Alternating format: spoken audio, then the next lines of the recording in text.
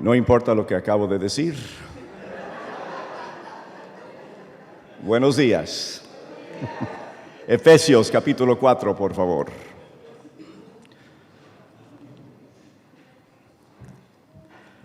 La nueva vida en Jesucristo es un nuevo camino por el cual estamos andando.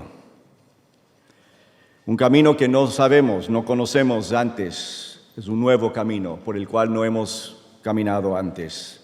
Cada día en la vida cristiana es un día nuevo de las misericordias de Dios. Esta nueva vida que tenemos en Cristo cambia nuestra perspectiva, cambia la manera que vemos el mundo, cambia nuestras actitudes. Hemos visto algunos cambios de lo viejo y lo nuevo durante estos primeros días del año. Esta mañana vamos a Efesios capítulo 4, versículo 31. Efesios capítulo 4, versículo 31 y 32. Abandonen toda amargura, ira y enojo, gritos y calumnias y toda forma de malicia. Más bien, sean bondadosos y compasivos unos con otros y perdónense mutuamente, así como Dios los perdonó a ustedes en Cristo. Padre Celestial, pedimos tu bendición sobre lo que vemos en tu palabra esta mañana. Ayúdenos a entender, a captar la idea y aplicar estas verdades a nuestras vidas personalmente, para que nuestra iglesia pueda ser lo que tú quieres que seamos en este nuevo camino en el cual estamos. Te lo pido en el nombre de Jesús. Amén. Otra vez quitando y poniendo, ¿no? Hay que quitar, abandonar amargura, ira, enojo, gritos, calumnias y toda forma de malicia y poner, sean bondadosos, compasivos, perdónense mutuamente, como Dios perdonó a ustedes en Cristo. Uno de los pecados más peligrosos y dañinos en la vida del creyente en Jesucristo es el pecado de la amargura. Es una emoción que destruye nuestra vida desde adentro. Destruye personas, destruye familias, destruye iglesias. Hemos visto en esta serie de mensajes que las actitudes son nuestras respuestas emocionales a las circunstancias de la vida. Y una de las circunstancias que más frecuentemente encontramos en la vida es la injusticia. No todo es justo, no todo es igual, no gana siempre el bueno. Hay mucha injusticia en el mundo en que vivimos nosotros. La injusticia puede provenir de un familiar que nos lastima, de un amigo que nos traiciona, de un empleador que nos acusa falsamente, de un empleado que nos roba, de un gobierno corrupto que exige de nosotros lo que no exige de otros, de una iglesia que nos ignora o de un Dios que nos decepciona. Es difícil pasar un día sin que alguien nos ofenda. Con cada ofensa tenemos que tomar una decisión. Podemos escoger perdonar al ofensor o no perdonarlo. Todos los días. A no ser que tú vivas solo y no trabajas afuera y no contestas el teléfono. Si estás en contacto con otros seres humanos, todos los días hay oportunidad para ser ofendido. Y cuando te ofendes, tienes que decidir: ¿perdono eso o no lo perdono? La amargura es una actitud que rehúsa perdonar las ofensas. Y la amargura es como un cáncer que crece y crece hasta que destruye todo lo que está a su alrededor. En Hebreos capítulo 12, versículo 15, la Biblia dice: asegúrense de que nadie deje de alcanzar la gracia de Dios, de que ninguna raíz amarga brote y cause dificultades y corrompa a muchos. La amargura es un raíz. Y va a crecer y va a dañar si no la quitamos. Hay que quitar de nosotros la amargura. Es una acción, es una cosa que yo tengo que realizar en mi propia vida. Tengo que aceptar la responsabilidad de quitar de mi vida la amargura. Por el otro lado, el perdón es una actitud que honestamente reconoce la ofensa y después la hace a un lado, basándose en el perdón de Dios para nosotros. La palabra perdón significa liberar. La amargura se aferra a la ofensa y no quiere olvidar. Hay un placer diabólico en recordar la ofensa. El perdón la libera. Esa liberación es absolutamente necesaria para mantener la salud física, la salud emocional y la salud espiritual. ¿Cómo vamos a poder olvidar una ofensa?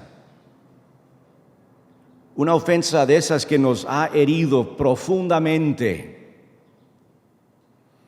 Tenemos que entender la base del perdón, la base bíblica del perdón. Vamos a Mateo, por favor, Mateo capítulo 18. Tenemos la pregunta del apóstol Pedro en versículo 21. Pedro le hace al Señor una pregunta y ofrece su propia respuesta a la vez, porque Pedro era un poco como nosotros, ¿no? Un sábelo todo, y tenía la pregunta y tenía la respuesta que él ya se imaginaba. Mateo 18, versículo 21. Pedro se acercó a Jesús y le preguntó: Señor, ¿cuántas veces tengo que perdonar a mi hermano que peca contra mí? ¿Hasta 7 veces? El Señor acaba de enseñar acerca de la disciplina en la iglesia. Y Jesús afirmó que antes de que el creyente pecador pueda ser admitido de nuevo en la congregación, esa persona primero debería arrepentirse. Pero la pregunta de Pedro se refería a otro asunto. Jesús ya no estaba hablando de pecados contra la iglesia, sino de ofensas personales. Como indican las palabras de Pedro: el que peque contra mí. ¿Cuántas veces debo perdonar a quien me perjudica? Los rabinos enseñaban que con 3 veces era suficiente. Si alguien te ofende, tienes que perdonarle, pero hasta 3 veces y con eso ya. Así que Pedro pensó que estaba haciendo el magnífico al proponer que 7 veces, porque no soy cualquier rabino. Pero a Jesús no le impresionó su bondad. Versículo 22. No te digo que hasta 7 veces, sino hasta 77 veces, le contestó Jesús. El Señor no estaba diciendo, yo sé que algunos son matemáticos aquí, expertos en economía y números, y ya han hecho la multiplicación, y el Señor no está diciendo que que la ofensa número 491 no debía perdonarse. La frase 70 veces 7 indicaba un número infinito. No es un número que vas a estar contando y haciendo números. Creo que me ofendió otra vez hoy y eso fue ayer, fue 2 veces. A ver, ¿cuántas son? ¿Cuántos son casados más de 46 años? Ok, solo 2 aquí. Ok. Hay más de 491 ofensas en nuestra vida. No es un límite, está indicando que tienes que seguir perdonando. No debemos poner límites a nuestra disposición de perdonar a quienes nos ofendan o quienes nos dañan. ¿Por qué? Para responder a esa pregunta, Jesús dio una parábola. Mire lo que dice, versículo 23. Por eso el reino de los cielos se parece a un rey que quiso ajustar cuentas con sus siervos. Al comenzar a hacerlo, se le presentó uno que le debía miles y miles de monedas de oro. Como él no tenía con qué pagar, el Señor mandó que lo vendieran a él, a su esposa y a sus hijos y todo lo que tenía para así saldar la deuda. El siervo se postró delante de él. Tenga paciencia conmigo, le rogó, y se lo pagaré todo. El Señor se compadeció de su siervo, le perdonó la deuda y lo dejó en libertad. Al salir, aquel siervo se encontró con uno de sus compañeros, que le debía 100 monedas de plata. Lo agarró por el cuello y comenzó a estrangularlo. «Págame lo que me debes», le exigió. Su compañero se postró delante de él. «Ten paciencia conmigo», le rogó, «y te lo pagaré». Pero él se negó. Más bien fue y lo hizo meter en la cárcel hasta que pagara la deuda. Cuando los demás siervos vieron lo ocurrido, se entristecieron mucho y fueron a contarle a su señor todo lo que había sucedido.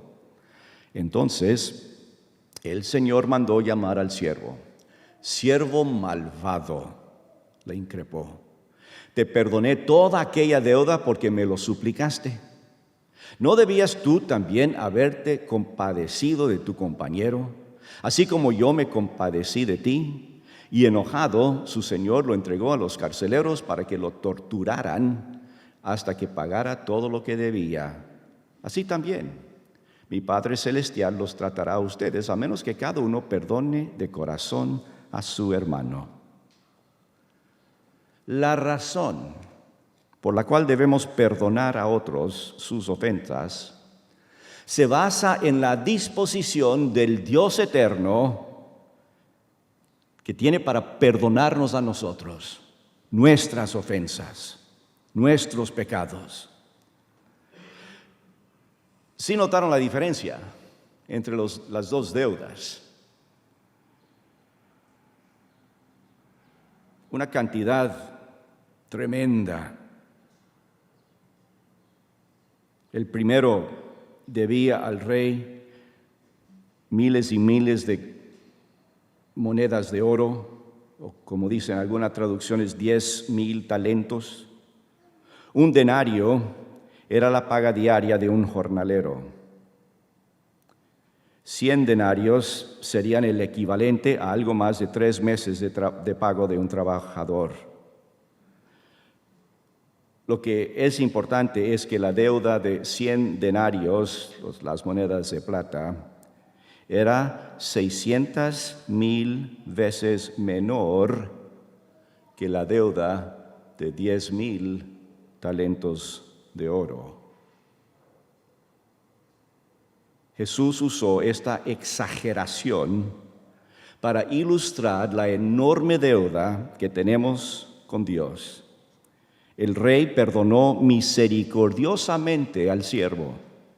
Dios nos ha perdonado todos los pecados que hemos cometido contra Él.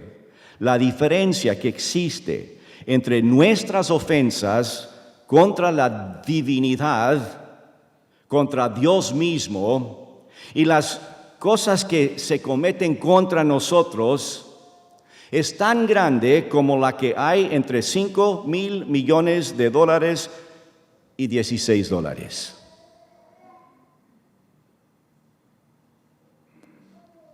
Si Dios estuvo dispuesto a perdonarnos, ¿cuánto más debemos nosotros perdonar las ofensas que nos infieren? Este es el principio bíblico del perdón. Este es parte de este nuevo camino en el que estamos, esta nueva vida en Cristo. Perdonamos a otros basados en el perdón de Dios hacia nosotros.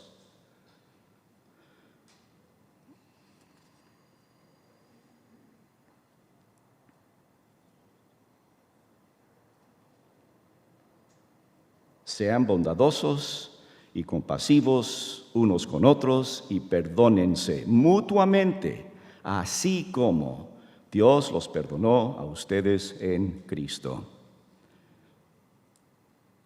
La frase como Dios también nos perdonó a vosotros en Cristo nos muestra la clave para poder perdonar a otros. Si aceptamos la forma en que Dios nos perdona, entendemos cómo hacerlo con otros. Pero quiero que vean que hay una diferencia en los dos perdones.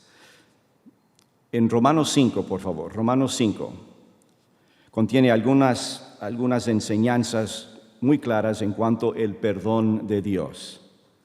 Romanos capítulo 5, versículo 1 dice: en consecuencia, ya que hemos sido justificados mediante la fe, tenemos paz con Dios por medio de nuestro Señor Jesucristo. Versículo 6. A la verdad, como éramos incapaces de salvarnos, en el tiempo señalado, Cristo murió por los malvados. Versículo 8. Dios demuestra su amor por nosotros en esto, en que cuando todavía éramos pecadores, Cristo murió por nosotros. Quiero que captemos la idea de la diferencia, no solo en la cantidad de pecado que Dios ha perdonado, sino el efecto de ese perdón. El perdón de Dios es eterno. El perdón de Dios es parte de nuestra salvación eterna. Dios nos ha perdonado. La Biblia dice aquí que hemos sido justificados mediante la fe. La justificación es el perdón inmenso de Dios. Nos hace, no solamente se olvida de un pecadito que hicimos por allí, Él nos limpia como si nunca hubiéramos pecado. Y delante de Dios vamos a poder parar un día con la justicia de Cristo. Nos acepta en su familia, nos acepta en el cielo, porque tenemos la justificación. La justicia de Cristo es nuestra. Borró los pecados. El perdón que yo pueda tener con mi hermano, con mi amigo, con mi esposa o mi esposo, mis hijos o mis padres, mi perdón es para mi bien. No les estoy haciendo gran favor.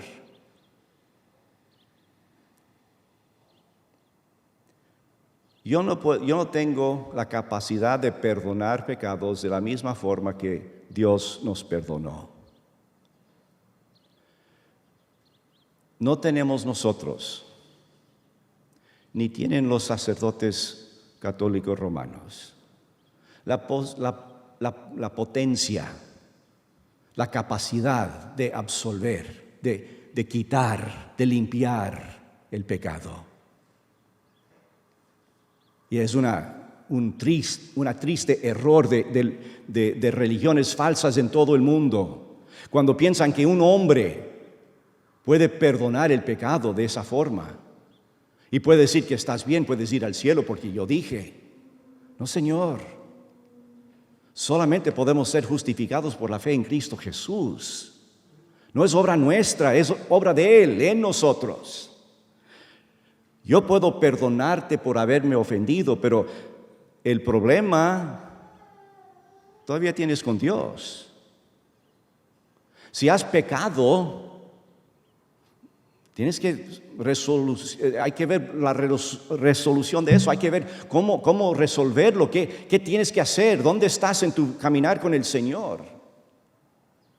El Señor nos limpia de pecado, nos justifica, nos borra el pecado, pero eso depende de nosotros ir a Él y arrepentidos, ¿no es cierto? Estamos hablando del perdón nuestro, el uno con el otro, se basa en ese perdón, pero es mucho más pequeño. Y es para mi bien. Aquí en Romanos vemos muy claro el perdón de Dios. Conceptos que se encuentra aquí para nuestro bien. Dios nos perdonó cuando no merecíamos el perdón. Dios nos perdonó cuando éramos pecadores. Cuando aún siendo pecadores, Cristo murió por nosotros. Una de las doctrinas básicas de la palabra de Dios. A veces aún los creyentes nos mostramos incapaces de entender esta verdad. Si hiciéramos una encuesta esta mañana acá en la calle, si preguntáramos a la gente qué clase de persona irá al cielo, ¿cuáles serían las respuestas? Bueno, creo que los que asisten a la iglesia, los que aman al prójimo, los que creen en Dios, los que cumplen con los requisitos de la religión. En resumen, para la mayoría de la gente, Dios solamente perdona a los buenos. Dios solo deja entrar a su presencia buena gente. Pero tengo noticias. Los buenos no van al cielo. Los perdonados van al cielo. No tienes que ser bueno para ir al cielo. Tienes que ser perdonado. No tienes que cumplir con requisitos religiosos. Tienes que aceptar el regalo de Dios que es vida eterna. Tienes que ser perdonado. Los buenos no necesitan perdón. Solo son los malos quienes lo requieren. Jesucristo repitió esta verdad varias veces durante su ministerio. Constantemente era criticado por los fariseos, quienes se creían justos, porque pasaba mucho tiempo con cobradores de impuestos, prostitutas y pecadores. El Señor respondió a estas críticas con la observación muy sencilla: los sanos no tienen necesidad de médicos, sino los enfermos. El propósito de Jesús es salvar a pecadores como nosotros. La Biblia dice que no hay justos, ni aun uno, pero muchos no pueden admitir esa verdad. Y por lo mismo son incapaces de aceptar la misericordia divina. Si no puedes aceptar el hecho de que necesitas la salvación, no te vas a salvar. Si no aceptas la verdad de que eres un pecador y necesitas de un Salvador, no te vas a salvar. Si no puedes admitir que necesitas la justicia de Cristo, no eres capaz de recibirla. La única diferencia entre los fariseos y los pecadores a quienes Cristo ministraba era que los fariseos nunca estuvieran dispuestos a aceptar que necesitaban ser perdonados. En Colosenses capítulo 1, versículo 21, Colosenses 1:21, porque eso es Filipenses, quiero Colosenses, aquí está, Colosenses 1:21. En otro tiempo ustedes, por su actitud y sus malas acciones, estaban alejados de Dios y eran sus enemigos. Pero ahora Dios admite presentar los santos, intachables, irreprochables delante de Él. Los ha reconciliado en el cuerpo mortal de Cristo mediante su muerte, con tal de que se mantengan firmes en la fe, bien cimentados y estables, sin abandonar la esperanza que ofrece el Evangelio. Este es el evangelio que ustedes oyeron y que ha sido proclamado en toda la creación debajo del cielo y del que yo, Pablo, he llegado a ser servidor. Lo que éramos y lo que somos. La diferencia es el evangelio. La diferencia es la cruz y resurrección de Jesucristo. Dios nos perdonó cuando no merecíamos el perdón. Y número 2, Dios nos perdonó por gracia y no por obras. Nada de lo que hagamos o dejemos de hacer puede ganar el perdón de Dios. Romanos 5 dice, en consecuencia ya hemos sido justificados mediante la fe y tenemos paz con Dios. Nos dice que somos justificados, declarados perdonados por Dios, por su gracia inmerecida. Y esa gracia recibimos por fe. Mire lo que dice Romanos 4, versículo 4. Ahora bien, cuando alguien trabaja, no se le toma en cuenta el salario como un favor, sino como una deuda.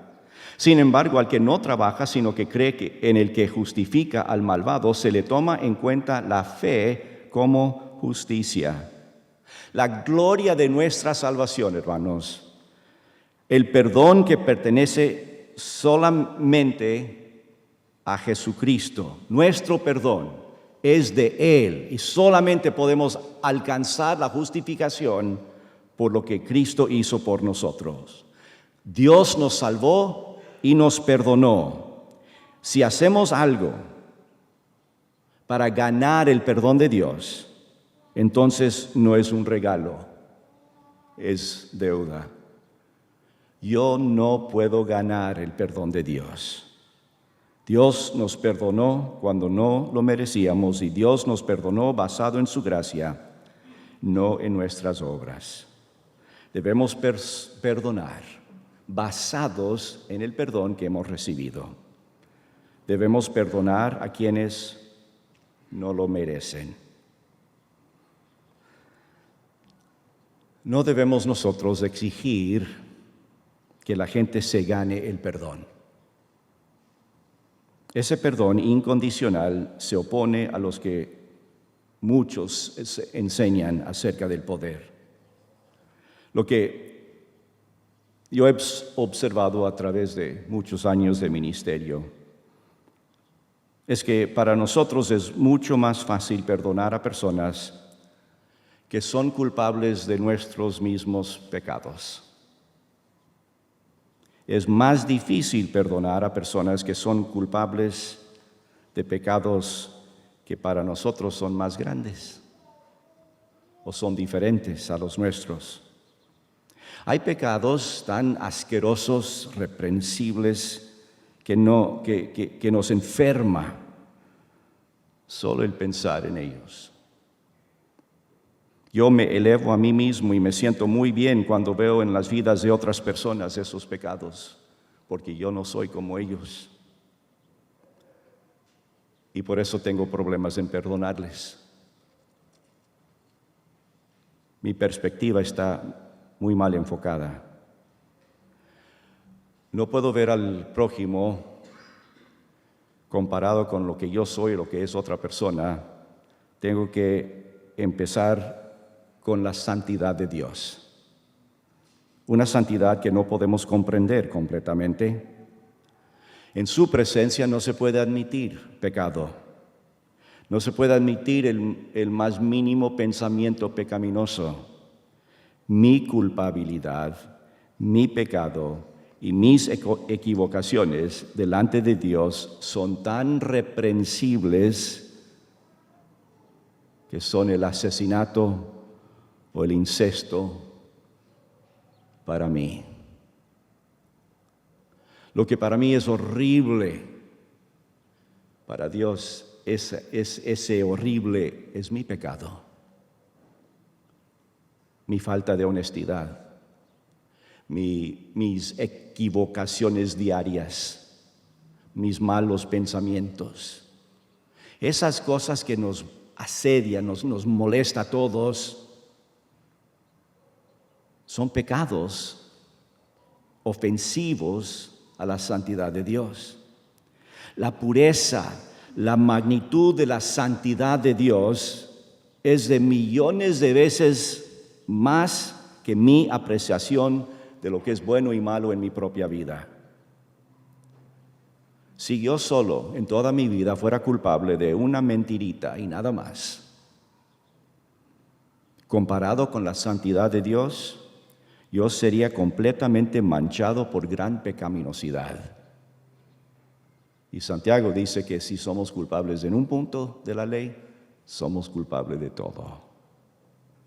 Nuestro problema es que tenemos a veces pensamos en términos de relatividad, comparándome a mí con mis vecinos.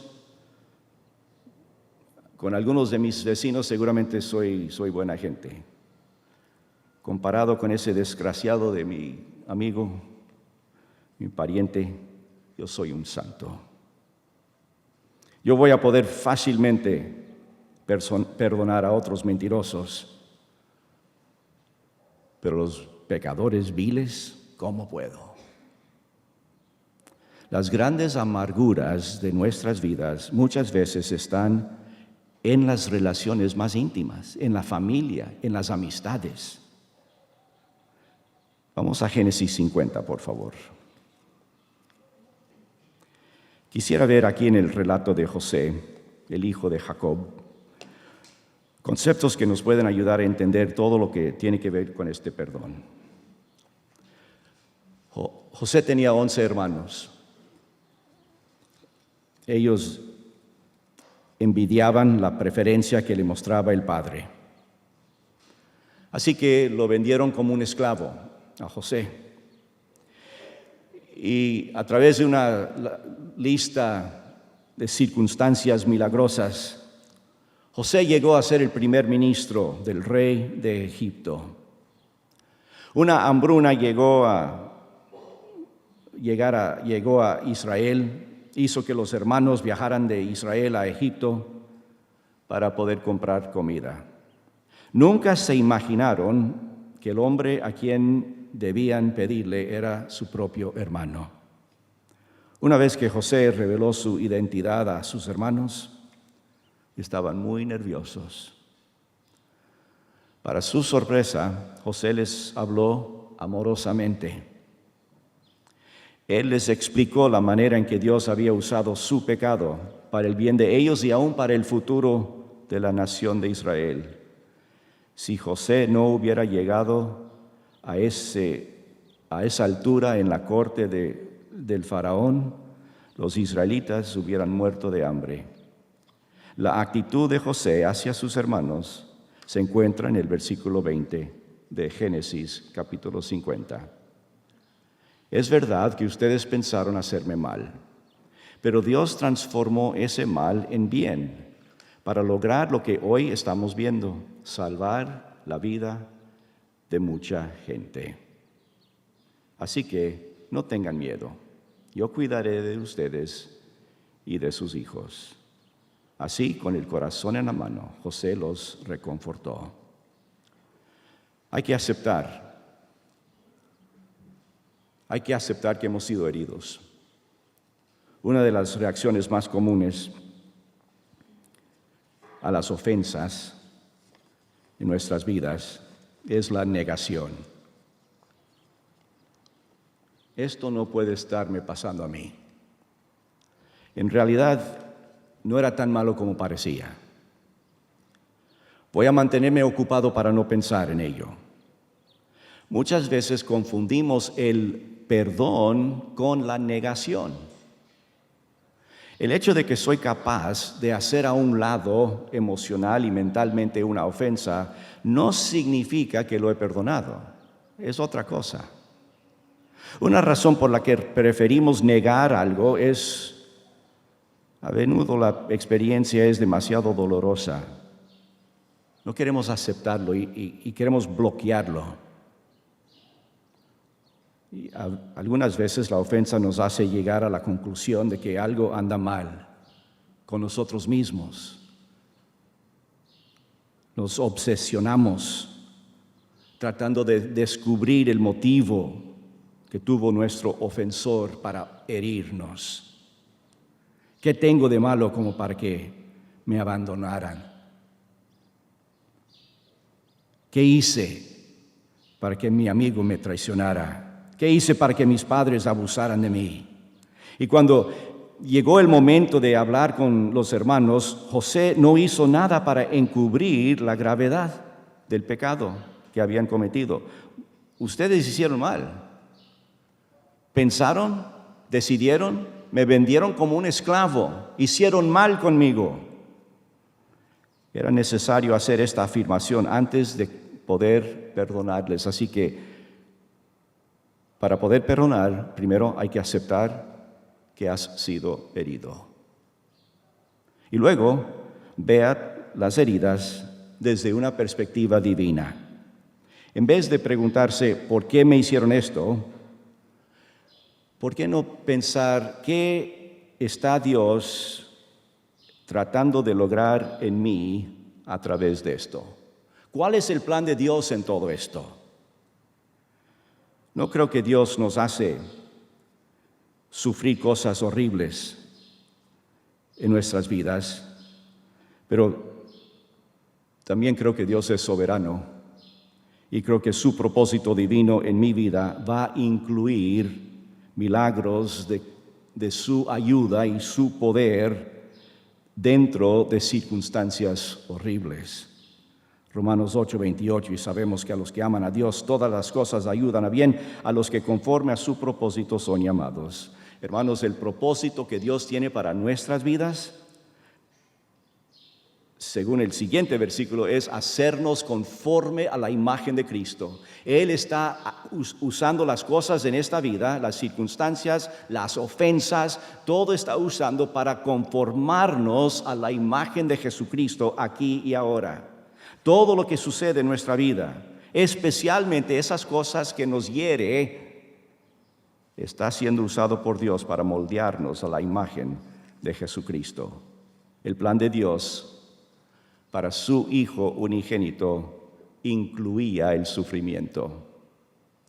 Y si estamos nosotros llamados a ser como Él, no debe sorprendernos que el plan de Dios para nosotros y nuestra vida también incluye padecer injusticias. No debemos obsesionarnos con los motivos de nuestro ofensor, porque en realidad eso es irrelevante, nada tiene que ver. Si estás viéndolo desde la perspectiva de Dios, sabes que Dios puede convertir cualquier ofensa que se comete contra nosotros y usarla para nuestro bien y para su gloria eterna. Cambia tu perspectiva y verás que mucho más fácil es perdonar. José dijo, vosotros pensasteis mal contra mí, mas Dios lo encaminó a bien. Desde la perspectiva de Dios, había muchos beneficios resultantes de la injusticia de los hermanos contra José. Debido a su traición, José llegó a Egipto. Pudo salvar la vida de muchos egipcios y de su propia familia. Después los familiares de José pudieron asentarse en la productiva tierra de Gosén, en Egipto, donde se multiplicaron hasta formar la poderosa nación que se conoció después como Israel, el pueblo escogido de Dios. 400 años después, esa nación abandonó a Egipto, llegó a la tierra prometida, y fue de ese pueblo del que nació nuestro Salvador, el Señor Jesucristo. Y todo esto se logró por la injusticia de unos 11 hermanos malvados. No siempre vamos a ver en nuestra vida el bien que Dios va a cumplir con las grandes tragedias de la vida, porque puede ser que el bien todavía está 400 años en el futuro. Pero sí podemos estar contentos y felices y entendiendo que Dios está permitiendo cosas en nuestras vidas para que nosotros parezcamos más a Jesucristo, está moldeándonos y a nosotros nos toca perdonar porque hemos sido perdonados.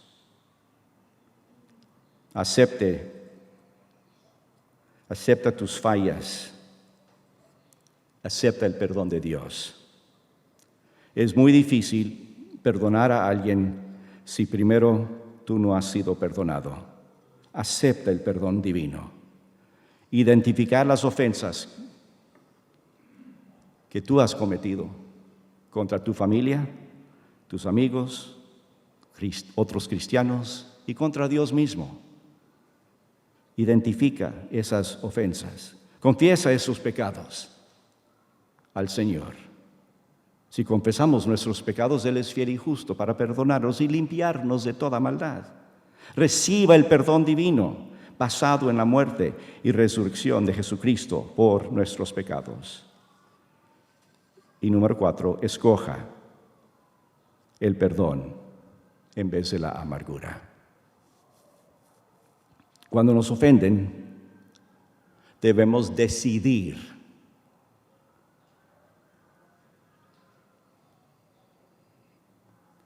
perdonar. Porque las opciones son solo dos. Cuando tú has sido ofendido, ¿vas a perdonar al ofensor o vas a amargarte? Vas a llenarte de amargura. Si José hubiera escogido la actitud de amargura, en vez de salir del cuarto ese rato y esconderse detrás de la cortina y llorar y perdonar, habría desechado la petición de comida que le hicieron sus hermanos. La familia hubiera muerto de hambre, la incipiente nación de Israel habría desaparecido. ¿Por qué perdonar? Porque existe una relación estrecha entre nuestra disposición de perdonar y todo lo demás de nuestra vida. Jesús termina la parábola de los dos deudores con la aplicación en Mateo 18:35.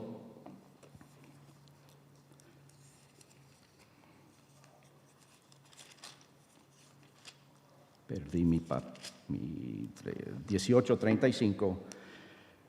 Así también mi Padre Celestial los tratará a ustedes, a menos que cada uno perdone de corazón a su hermano. No está diciendo que perdonar a otros es un requisito para la salvación, es el resultado de la salvación. Es decir, todos nosotros que conocemos al Señor Jesucristo como nuestro Salvador personal, tenemos la capacidad espiritual de perdonar. Si lo estás usando o no, es asunto tuyo, pero tú tienes, porque tienes a Cristo como tu Salvador, tienes al Espíritu Santo morando en tu vida, tú tienes la capacidad de perdonar las ofensas de otras personas. Si tú andas amargado, llenándote de pensamientos horribles, odiando a tu hermano, eso es asunto tuyo. Tú tienes la capacidad. Es resultado de la salvación. Es evidencia de que Dios nos ha perdonado. Y si en verdad nos encontramos con la incapacidad de perdonar, hay que dudar de que hayas experimentado el perdón de Dios. Dios te perdonó miles y miles de pecados y ofensas. También existe una relación entre la disponibilidad de perdonar y la calidad de vida que llevamos. El perdón va a conducir a la vida. La amargura nos lleva a la muerte emocional. Y sí, hermanos, desgraciadamente hay cristianos que tienen a Cristo, tienen vida eterna. Cuando mueren van al cielo, pero se han llenado de amargura y viven vidas horriblemente tristes aquí y ahora, sin tener que hacerlo. La amargura mata emocionalmente. Y en algunas ocasiones hasta la muerte física. La salud física es afectada por la amargura en el corazón, en el alma de la persona. La amargura es un veneno que no solo afecta a otros, sino nos destruye a nosotros mismos. ¿Existe en la vida tuya heridas que has estado negando? ¿O hay heridas a las que estás aferrando, agarrándolos bien como si fuera una buena cosa y no quieres soltar de esa amargura? Te levantas en la mañana pensando así, vives todo el día pensando en ese dolor, en esa ofensa. Te acuestas agarrado otra vez de esa misma ofensa. Te daña el sueño, te daña la salud, te daña tus otras relaciones. Estás aferrándote a la amargura. Hay que reconocer esas heridas. Hay que liberarlas y empezar a experimentar lo que es la libertad que produce el escoger el perdón en lugar de la amargura. Es tu decisión. Tú puedes decidir. No porque alguien lo merece, nada que ver. Nada que ver. No porque te pidió perdón. A veces no piden perdón. Por tu bien, por tu salud, por tu vida. Escoge perdonar. Es mucho mejor.